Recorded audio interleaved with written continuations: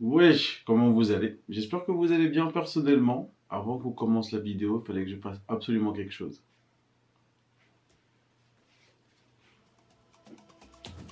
On a battu le Brésil, ok? C'est juste ça. Peut-être on est éliminé. Ok, j'avoue, on est éliminé. Mais on a battu le Brésil, c'est incroyable. Et puis il y a la France aussi. Mais on a battu le Brésil, wesh.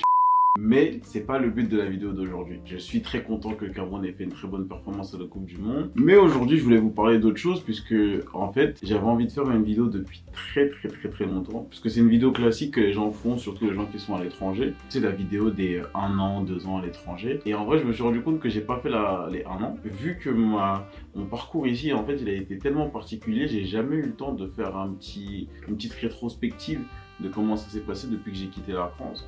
Donc j'ai eu l'idée de faire cette vidéo là qui aussi je pense pourrait aider les gens je dis beaucoup qui s'intéressent au Canada ou peut-être même partager mon expérience avec les gens qui sont ici. Peut-être les gens qui sont là depuis un petit peu moins longtemps que moi ou peut-être qui sont là depuis plus longtemps. Le but pardon, c'est juste de vous partager comment ça s'est passé pour moi, mes difficultés, les bonnes choses. Et en vrai, de me poser la question de est-ce que ça valait le coup de quitter la France pour venir au Canada. Mais avant de commencer, il faut quand même qu'on reparte des bases. Parce qu'il faut que je t'explique pourquoi moi je suis venu au Canada. De base, moi j'habite en France, aux Ulysses, une petite ville dans le 91. Petite ville, mais grande par la notoriété. Parce qu'on a Thierry Henry, James, Anthony Martial, Cynic. Et j'en passe, tu vois. Je suis venu une fois au Canada pendant mes vacances, donc j'étais parti voir de la famille. Je devais avoir, je sais pas moi, 14 ans, entre 12 et 14 ans, je suis venu ici. Et en vrai, même si j'étais grave jeune, je me suis dit, ah ouais, c'est bien ici. Et je pense qu'en grandissant, cette idée elle est restée dans ma tête. Et jusqu'au lycée, j'étais persuadé que j'allais venir au Canada. Je me rappelle encore au lycée, ça se foutait de ma gueule, mais maintenant, qui rigole? C'est moi qui rigole. Après le lycée, j'ai fait une école de commerce, j'ai arrêté et je me suis dit, vas-y, je vais économiser à fond pour venir au Canada. Du coup, je suis venu ici en ayant économisé genre un an et demi de travail à Carrefour, tu vois. Je travaillais à Carrefour comme caissier. J'ai économisé, j'ai fait mes papiers, les démarches, etc. J'ai été étudiant ici en 2017. Je devais rester 3 ans. Ça a duré 4 mois. J'avais 21 ans et j'avais fait tout seul. En fait, ma mère, elle était juste là pour me dire bon, ok, c'est bien, je fais des trucs. C'était mon envie, tu vois, donc elle me supportait. Elle m'aidait, je veux dire. Mais tout partait de moi, tu vois. Donc je suis venu ici, j'ai mal estimé les coûts et au final, mon voyage, il a duré que 4 mois. Je rentre en France un peu plus tard, je vais à la fac et pareil, pour pouvoir étudier et faire un échange en 2e ou 3e année. Premier semestre, mon prof, il me dit, frère, t'es nul. Et je t'ai effondré. Donc après, je découvre le PVT, je fais mes démarches de PVT et j'arrive ici en juin 2020, malgré le Covid. Et ça, mesdames et messieurs, c'est quelque chose d'incroyable. Je vous invite à aller regarder la vidéo que j'ai faite. J'en parle plus, là, je ne vais pas trop détailler puisque c'est pas le sujet primordial. Du coup, le pourquoi vraiment, c'est juste parce que j'étais en France. À part ma famille et mes amis, il n'y avait rien qui me disait je vais vraiment rester en France. Et du coup, quand j'ai eu le PVT, je me suis dit, bah vas-y frère. C'était une aventure, tu vois, pour moi. Parce que le Canada, ça reste on va dire une destination attrayante, tu vois, il y a beaucoup de choses, il y a beaucoup de travail, il y a très peu de chômage, ils sont en sous-effectif dans la plupart des domaines, tu vois. Donc ça intéresse beaucoup de gens, mais ce que les gens, ils oublient, c'est que oui, avant, on va dire, il y a une dizaine d'années, c'était beaucoup plus simple de venir au Canada. Franchement, ouais, c'était vraiment beaucoup plus simple. Là, les choses ont changé. Tu vois, l'immigration a changé. Le football, il a changé. Le Québec, en fait, ils ont réduit pas mal de choses, les quotas, les permis qu'ils donnent aux gens, le nombre de personnes qui peuvent demander ces permis, les différentes choses que tu dois faire pour pouvoir passer aux prochaines étapes, pour pouvoir rester. Tout ça, c'est devenu très compliqué. Si tu veux t'installer au Canada, il faut vraiment que tu te dises que c'est un projet, tu vois. Genre moi, là, tout de suite, c'est mon projet, mais je suis dans la merde. Enfin, je suis pas dans la merde, mais c'est juste que je suis dans un moment où je suis dans des difficultés et je suis bloqué par la situation, par l'immigration, par les choses. Donc, c'est pas facile, tu vois. Mais ça, je vais en parler un peu plus tard dans la vidéo. Je voulais vraiment commencer par les difficultés parce que je trouve que c'est important de le savoir, tu vois. De savoir dans quoi tu vas te lancer. Parce que oui, il y a plein de bonnes choses, mais il faut être prêt, tu vois, à aller les chercher. Pour moi, Et uniquement pour moi. le truc le plus difficile quand tu quittes spécialement la France pour le Canada, je pense que ça passe au-dessus de tout. c'est la distance avec la France. Il y a le côté la famille, tes amis, etc. Mais tu as le côté genre culturel. Ce point, il est important parce qu'il y a certaines personnes, quand elles viennent ici, spécialement quand elles viennent de France, elles s'attendent un petit peu à vivre un peu comme en France. Et c'est pas possible. Tu peux pas vivre comme en France. Et il faut que tu le prennes d'une bonne manière. C'est une bonne chose puisque tu pars de la France pour un autre pays. Donc tu peux pas t'attendre à que ça soit pareil. Tu décides d'aller ailleurs pour découvrir d'autres choses. Donc forcément, ça va être différent. Il va falloir que tu t'adaptes. Donc il va falloir que tu t'adaptes au fait qu'il y a un décalage horaire de 6 heures. Que bah, tes potes, ils travaillent quand toi, tu vas dormir. Et quand toi, tu vas dormir, eux, ils travaillent. Donc c'est des choses à prendre en considération. Il y a plein de gens qui viennent ici, qui restent 1 an ou 2 parce qu'ils se disent « Ah ouais, en fait, c'est compliqué de vivre à distance de tous tes proches, etc. » tu vois. Mais à côté de ça, le problème majeur au Canada, mesdames et messieurs, pas au Canada, parce que je sais pas comment ça se passe dans le reste du Canada, mais au Québec, l'administration, ou l'administratif, je sais pas comment on dit, c'est terrible. Avant, c'était beaucoup plus simple et le problème de tout ça, c'est que les délais qui étaient déjà monstrueux il y a 1 ou 2 ans sont colossaux et ça donne beaucoup de stress. Ça, c'est le point où je veux en venir, c'est que pour la première fois de ma vie, genre vraiment la première fois de ma vie, j'ai été dans des périodes de stress à cause de l'immigration, tu vois, parce que là, maintenant, ça va. J'ai accepté certaines choses. Pour l'instant, légalement, j'ai pas de statut au Canada. Je suis en attente d'un statut, donc j'ai pas le droit de quitter le Canada, j'ai pas le droit de travailler. Mais vas-y, tu connais, faut manger quand même. Ça reste compliqué, ça reste stressant, et puis c'est pas tout le monde qui peut gérer ça. C'est pour ça qu'il faut être prêt, tu vois. Quand tu dis que tu veux venir au Canada, tu vas passer par des trucs. Donc après, si tu te dis que tu veux faire un échange, rester 6 mois, 1 an, ça c'est cool. Viens, profite, découvre. Mais quand tu pars avec l'état d'esprit de dire j'ai envie d'habiter au Canada, je veux faire un projet sur peut-être 5, 6, 7 ans, de me dire voilà, dans 6 ans, je suis là, je suis installé. Ça va prendre du temps. Je sais pas comment ça se passe pour la France en vérité, mais ici, c'est très long, c'est très compliqué, c'est très stressant. Et je pense que pour moi, c'est vraiment les plus grosses barrières au Canada, tu vois. Genre les plus gros problèmes, les trucs qui font vraiment que quand tu réfléchis à est-ce que tu vas réussir à habiter ici, ça c'est important. Et je mets ça même avant l'hiver ou tout ce que tu veux, tu vois. Ça c'est vraiment des choses importantes de la vie de tous les jours à prendre en considération. Mais il y a aussi genre réussir à s'intégrer. Et ça c'est grave marrant. Ouais, c'est marrant. Il y a des personnes qui venaient me voir et qui me disaient ouais, salut James et tout, comment t'as fait pour t'intégrer, te faire tes potes et tout, etc. C'est vrai qu'à l'époque moi je comprenais pas parce que j'avais pas l'impression que c'était si difficile que ça. Mais entre temps j'ai changé de travail et puis je suis allé dans un emploi où j'étais qu'avec des adultes.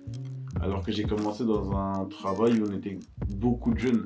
Et ça fait la différence. Quand tu viens, surtout, je vais plus parler pour les gens en PVT, parce que quand tu viens à l'université, tout est fait pour que tu puisses créer des liens un petit peu avec les gens avec qui tu vas étudier.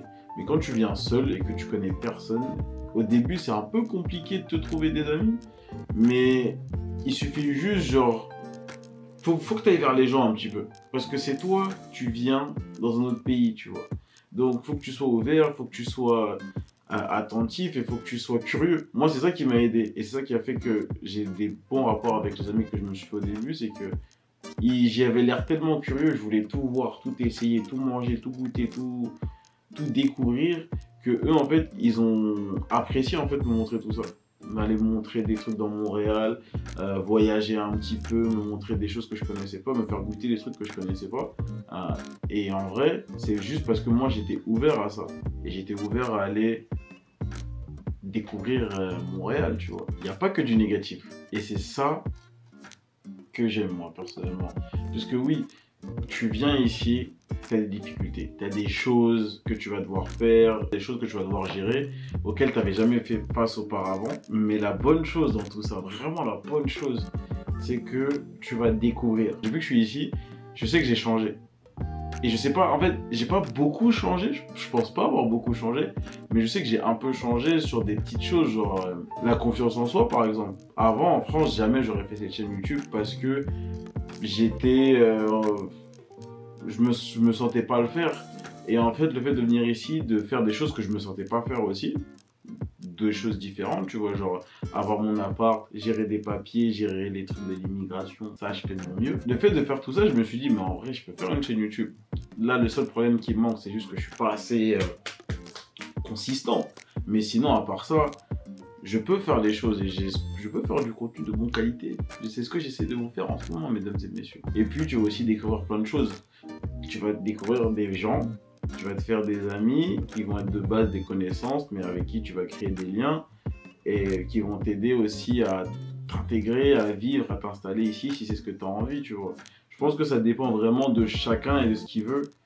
Il faut que tu sois sûr de ce que tu veux, si tu viens ici. Il faut pas que tu te dises ouais, le Canada ça a l'air cool, donc vas-y je vais y aller et puis on va voir. En vrai, avant tu pouvais te dire ça, mais j'ai vraiment l'impression que le fait de venir ici, de décider de venir ici, que ce soit pour étudier ou pour venir travailler, si tu veux faire un truc sur le long terme, il faut que tu sois prêt, tu vois, parce que tu vas avoir plein de choses à faire. Mais en plus de ça, Montréal en tant que ville, frère, ah, tu sais quoi, je vais le dire, c'est incroyable. Il y a tout le temps des choses à faire. Donc oui, peut-être l'hiver me tue, mais ça passe. Il y a tout le temps des festivals. Dis-toi, tu as des festivals sur la nourriture, sur le street art, sur des cultures, sur des animaux, de musique. Tu as plein d'artistes qui viennent. Donc tu as quasiment tous les mois ou tous les mois et demi, il y a toujours un gros truc à faire à Montréal. Et c'est ça qui rend la ville intéressante et qui rend en fait, c'est un peu un mode de vie d'habiter ici. Puisque tu as des possibilités qui sont toujours proches de toi. Montréal, c'est pas si grand que ça, tu vois. Et moi, c'est vraiment un des gros points positifs que je mets au fait d'avoir quitté la France pour venir habiter ici. Et surtout, si tu as vraiment envie d'apprendre l'anglais, Montréal, c'est le meilleur endroit. Tu me crois pas? Because I moved in Montreal, I'm totally fluent and I can speak English very well. As you can see, my English is really good. I can have that whole conversation in English, but for my fellow French, vas-y, je sais parler anglais, mais là je suis fatigué. Je te jure que normalement je sais parler anglais. Mais tout ça pour revenir au sujet de base. Est-ce que, pour moi, et seulement pour moi, c'était une bonne chose d'avoir quitté la France pour Montréal? Je dirais que oui. C'est vrai, il y a plein de choses qui me manquent dans la France, surtout une chose, un grec. Salade, tomate, oignon, chicken tikka, biggie algérien.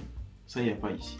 Plein de petits moments, tu vois, où je suis pas là parce que bah, forcément j'ai déménagé au Canada. Mais sur un plan plus personnel et plus sur les opportunités que ça amène, je suis trop content d'avoir déménagé pour habiter ici. Si tu regardes depuis que je suis ici, j'ai fait un podcast qui n'est jamais sorti. J'ai fait un shooting. D'ailleurs, pour le shooting, on a gagné un prix, les gars. En vrai, Dominique, elle a pris certaines photos du shooting, que vous avez vu dans la dernière vidéo. Elle les a soumises à un concours et elle a gagné le concours. Je vais vous mettre une photo ou le lien pour que vous puissiez aller voir ça. Donc ça, jamais ça serait arrivé si j'étais resté en France, tu vois. Donc pour moi, oui, ça a été un truc incroyable. Est-ce que je le recommande à tout le monde? Non, parce que en vrai, ça reste compliqué, tu vois. Après, c'est pas pareil pour tout le monde. Il y a des gens, ils vont venir ici en PVT ou étudier et ça va être très simple. Ils vont passer des super bons moments sans vraiment trop de difficultés. Mais c'est pas la même chose pour tout le monde. Et moi, les gens que je côtoie, en général, ils arrivent toujours à un moment où voilà, les papiers, ça commence à les stresser. Je connais des gens qui stressent énormément à cause de ça. Moi, j'ai la chance de... C'est pas que je m'en fous, tu vois, mais je suis à un point de me dire, bon, là, il n'y a rien que moi je peux faire. Les cartes, elles sont entre les mains de l'immigration. Moi, je peux juste attendre et espérer que tout soit positif et que je puisse continuer ma petite aventure ici à Montréal. Donc voilà, c'était une petite vidéo et vous avez vu, j'ai pas fait de fausses promesses. Je vous avais dit, je vais être là un peu plus souvent. Je prends le temps, j'arrive, je fais les choses bien. J'espère que cette vidéo-là, elle vous a plu. N'hésitez pas si vous avez des questions. En vrai, si vraiment, parce que je suis allé un petit peu vite, tu vois, je voulais pas parler de tout. Mais si vous avez des questions, on peut se faire une FAQ sur ce qui peut concerner le Canada, comment venir. Après, comment venir, moi, je peux pas vous donner genre la clé, tu vois. Faut quand même que tu ailles chercher, faire tes recherches. Je peux vous donner des conseils, des endroits où regarder. Mais bref, si vous avez des questions, n'hésitez pas, envoyez-les moi. On se fera peut-être une FAQ si on a assez de questions. On nique sa mère, même si on n'a pas assez de questions, ceux qui auront posé, j'essaierai de vous faire une vidéo où je vais répondre à tout ça à un moment dans les mois, enfin dans les semaines qui vont venir. Pardon. Bon, en tout cas, j'espère que vous avez passé un bon moment. Et sur ce, on se dit à la prochaine. Et la petite chose que vous avez à faire, je vais même pas le dire, je vais vous laisser regarder. Tu vois, je vais partir et juste tu regardes, ok? Ça va te montrer tout seul. Regarde bien, hein. Regarde jusqu'à la fin. Ça va te montrer. Oh